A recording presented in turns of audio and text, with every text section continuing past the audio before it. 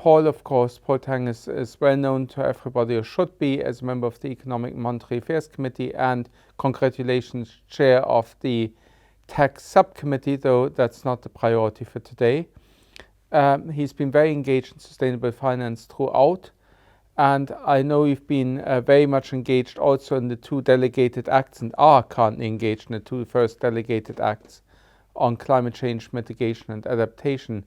So even though in our 2-day conference we're looking a bit forward to the next wave of work, it'd be interesting to hear both from you, Paul, your expectations going forward, but also your experience of the last months in the whole, or years really, in the discussion around sustainable finance. Paul, over to you, and thanks for being with us. Oh, it's good to be here, and I will tell you a bit about the life of a member of European Parliament later on. Of course, the sustainable finance strategy started, formally started with an action plan from the Commission in 2018, and I've been working on legislation, the disclosure, the Sustainable Finance Disclosure Regulation, the Taxonomy. But I never thought that I would be so much working very hard on the second level legislation, the delegated acts and the regulatory standards. That's not how I imagined my life as a politician, in all honesty. But it just shows that the debate around sustainable finance is getting interest from many sides.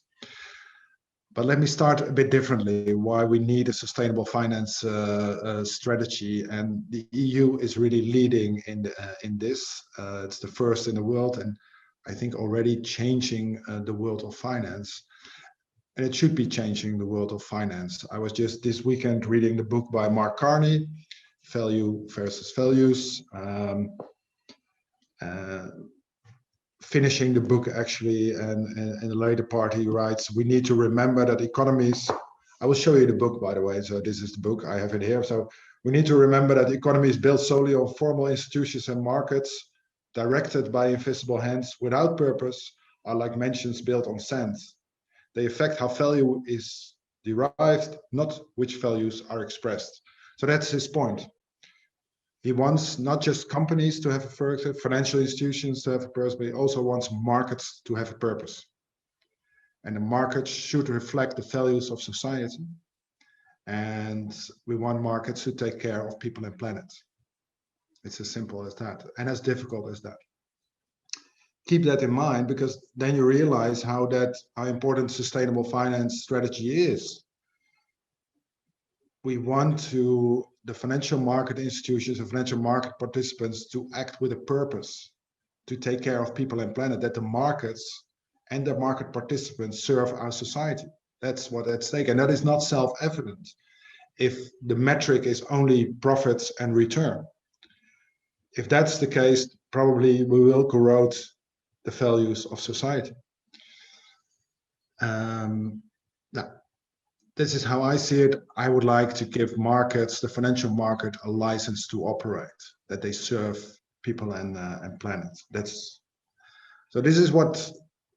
is for me the sustainable finance strategy is, and it's a construct. It's being constructed. It's a work in progress, right? It's not something you can.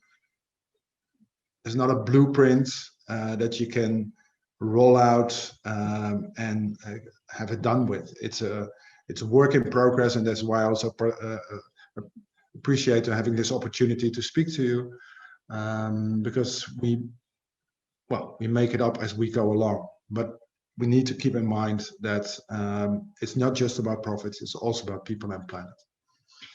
And at the same time, having that in mind, we are now in a very challenging period at the European Parliament and at the European Commission. Many of the compromises of the taxonomy are under attack and will be challenging to get them working. And the next months will in fact determine where we have a truly sustainable taxonomy, or whether we get a weak, somewhat dirty version that cannot be trusted by society or the financial markets. And of course, what I aim for is a taxonomy to be a trusted and ambitious basis so that we can truly transform our markets and economy to become sustainable, where I always define sustainability very broad. It's the E, the S, and the G, so to say. Environmental considerations, social consideration, and governance aspects. And that includes, in my belief, by the way, governance aspects, also the tax policies. Now, first I will explain what the current challenges are, what the fight is when we come to the delegated acts and the regulatory standards. And then I will have a short-term outlook and finish with some political reflections on the use of the EU sustainable framework in our transition towards a sustainable economy. So how did we get here? Well, the taxonomy indications itself were complicated. And they were even more complicated when we came around to the delegated acts, the second level legislation. Lots of actors wanted something and many wanted opposite things. And it goes to about the use of gas or no gas, nuclear energy, social taxonomy, brown taxonomy. And I will touch on all these topics now. And all these topics are highly political because the Commission has to make proposals based on the taxonomy that can be rejected by member states and the Parliament. And majorities are were easier to get on the level 1 legislation than on the detailed proposals that are on the table now. Let's start with gas. It was kind of allowed as a transition category that was introduced in the negotiations, but on the condition that would fit in the pathway to a maximum 1.5 degrees Celsius global warming, doesn't lock in assets, and there's no alternative available. And it's been proven very difficult for the Commission to make work, meaning that pro-gas member states are upset, and the Commission might have to table changes to the taxonomy regulation itself to allow for gas as a transitional activity. This is one of the ongoing discussions. And when you think, when I say pro-gas member states, I just said that's of course Eastern Europe, right? Where there's still a lot of coal plants that need to be transformed to, well, sustainable energy sources that need to be replaced by sustainable energy sources. But for this, the Eastern European member states look very much to gas.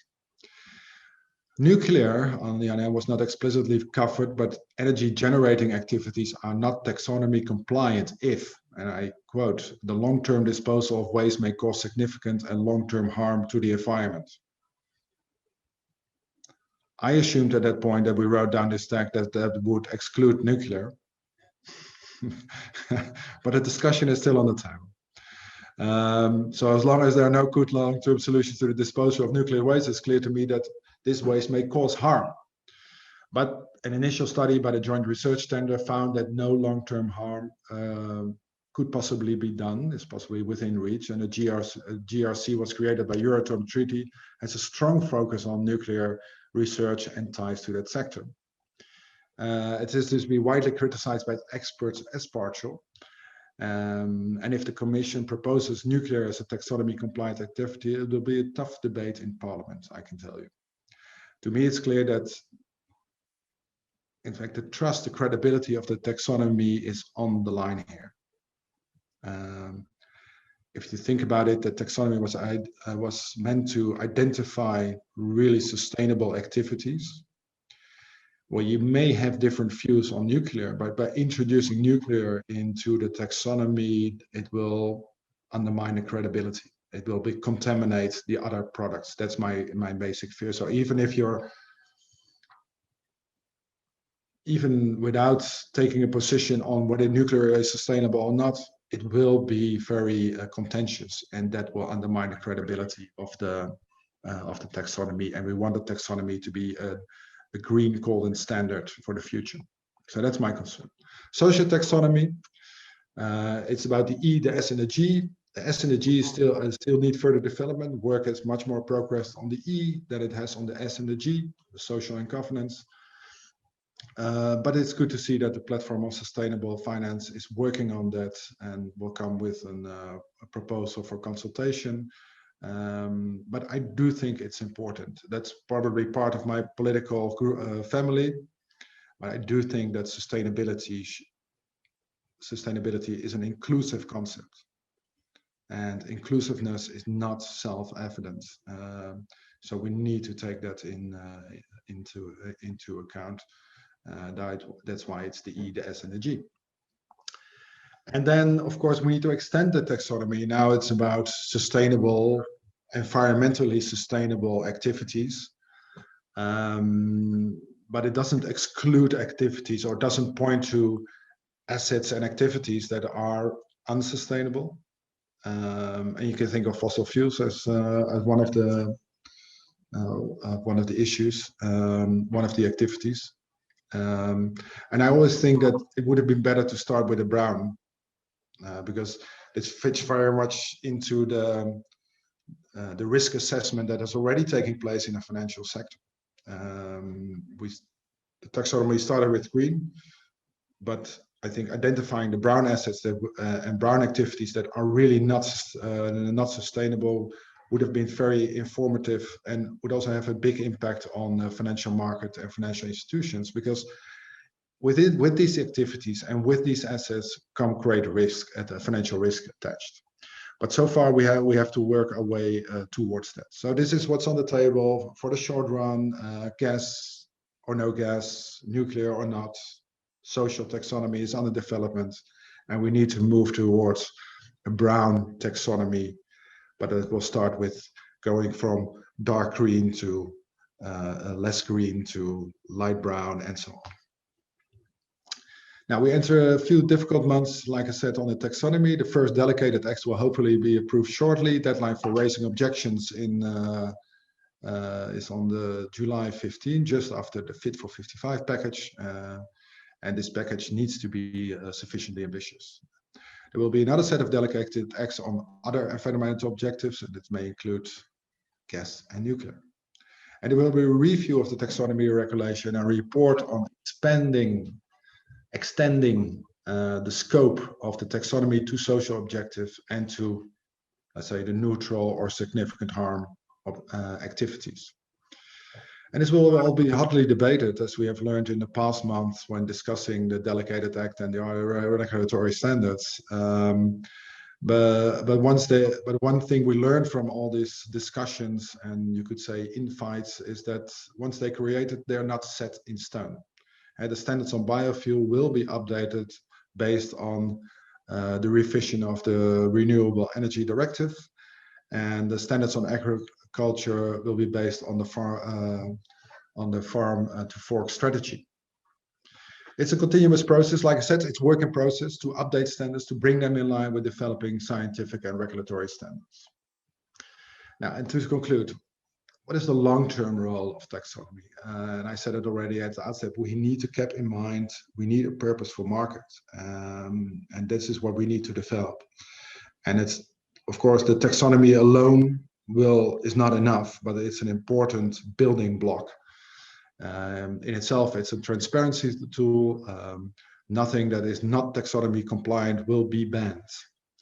Yet, like I said, it's an essential building block in determining how the EU is performing on its sustainability ambitions. And to become a carbon neutral continent, we need investments in climate change, mitigation activities, and the circular economy. And we need to protect biodiversity, our water quality, and prevent pollution. So the taxonomy is in the end a useful tool for businesses, for financial institutions, and should that also become for governments, because shouldn't just apply to private sector, it should also apply to public sector. And we haven't achieved that yet. And it's a useful tool to increase the share of economic activities that fit into a truly sustainable society and economy.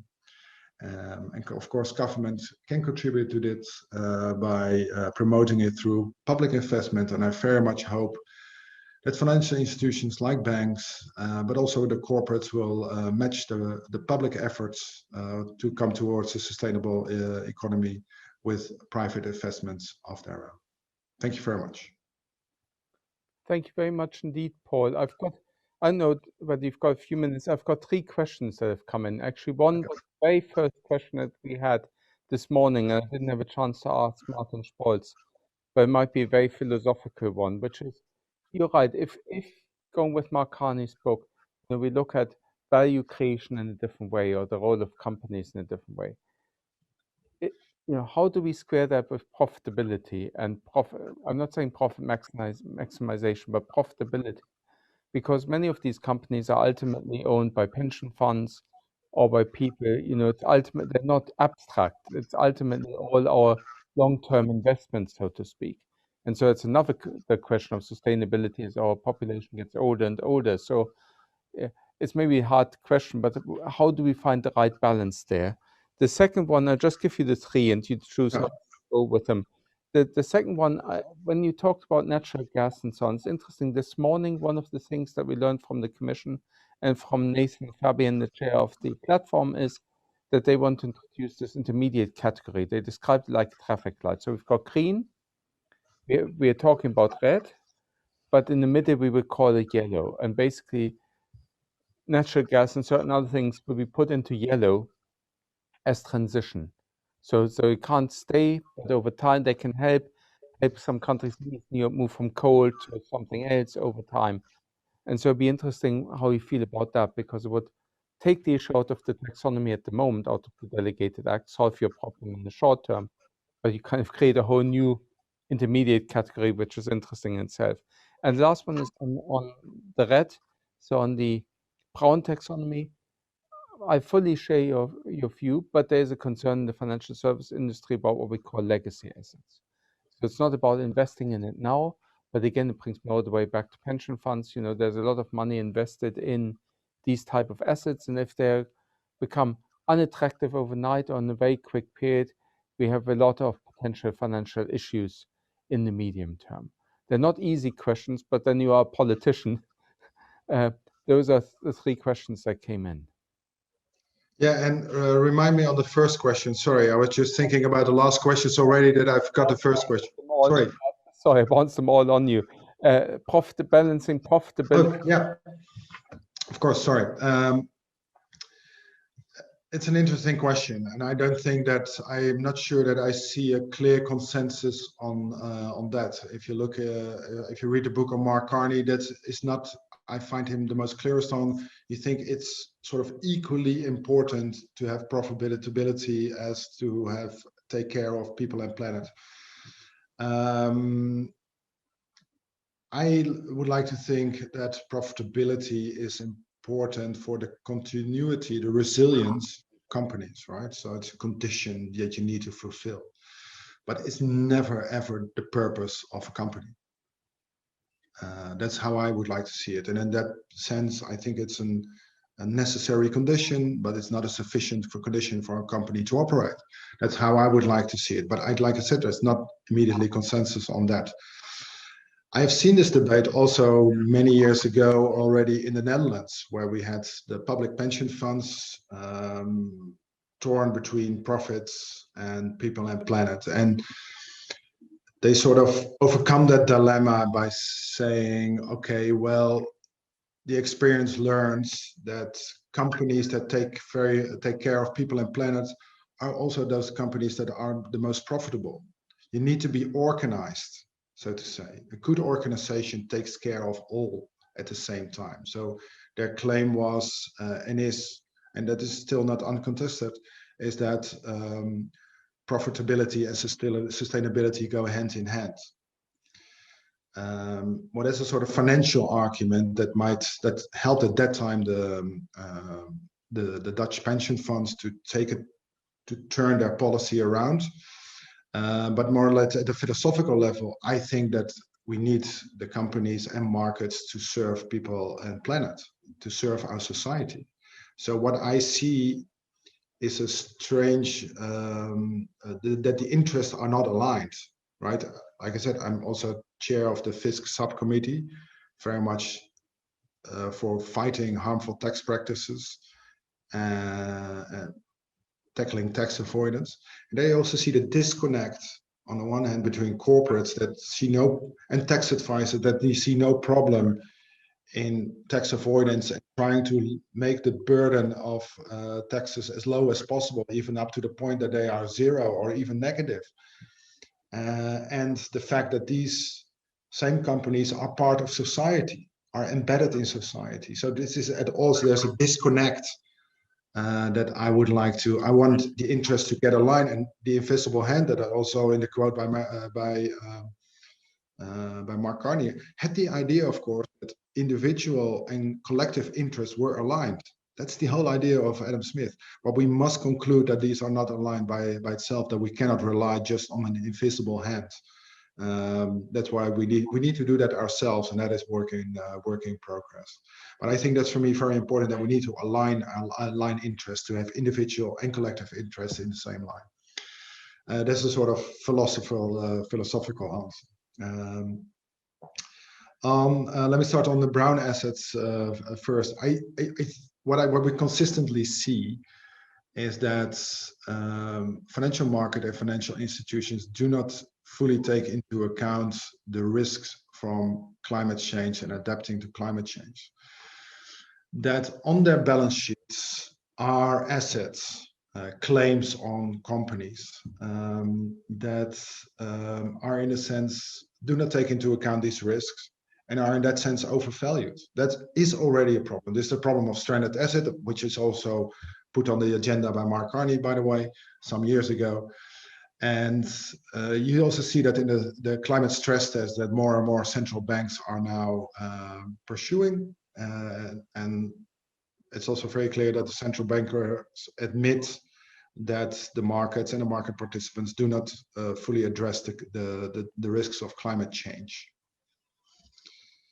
So I am a bit, and I think that part of a good business practice is that you bring, that you give transparency on what is on your balance sheet.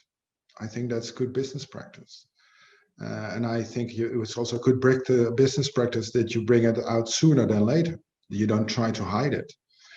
And this is what I would like to. So I'm not, in that sense, not concerned. The problems are already on the balance sheets.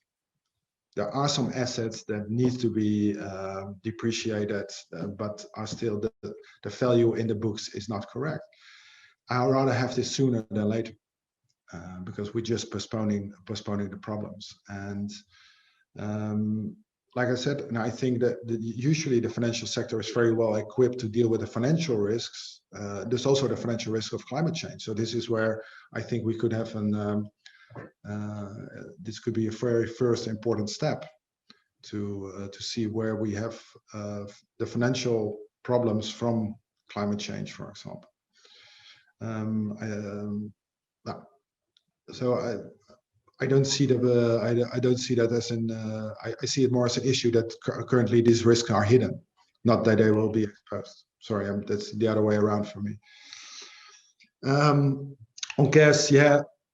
What I do think you could make a separate category. I wouldn't even call it yellow because it's not in between green and red. I would say, well, let's take a rainbow flag or whatever. Just create a separate category. What I've seen from gas, the investment in gas, and I'm not an expert on this, right? What I've seen from investment in gas, that's the project horizon, let's say from a gas-powered power plant or heating, is beyond 2050. So the time to earn back should be shortened. It should end at 2050 at best. Then we aim to be carbon neutral and to be in line with the goals of the Paris Agreement. So I'm a bit skeptical that gas is that part of a transition technology. Maybe for the 1 or 2 years to come, but that will end soon because, like I say, the time horizon is pretty long for these investment projects. And they should really, what we also have seen that they are supposed to displace coal-powered plants, but these are already closing down. So the question is also, is it really to replace, or is it just in name to be replaced? So what is the effectiveness of this? So I don't mind having a transition category in the sense that as long as it's not yellow in between red and green, but name it any other category. Just it will be a bit odd category within the taxonomy, but it will not undermine the credibility of the taxonomy, because that could be at stake, right? You really want the taxonomy to point you to activities that are sustainable or are in a transition to become sustainable. This is when the taxonomy is of most use. And I would very much hold on to that concept, because then again, that is the tool that businesses and governments need to redirect public and private investment. Paul, thank you very much indeed for spending this time with us. We made the comparison to that this is a project like a house that's being built, and we haven't seen all the pieces yet. As you say, it's an ongoing project, and I think that what makes it very interesting. It's also something that suddenly popped up in finance and made us all learn about, as you say, natural gas, nuclear, and all these things that I thought I would never have to deal with. But it is so important. Thank you for the work you're doing in the Parliament. We will follow closely what will happen on the Delegated Act around mid-July, as you say, the 15th. Thanks for being with us, and if you can help in any other way, please let us know. We will share some of the findings of this conference with you as well.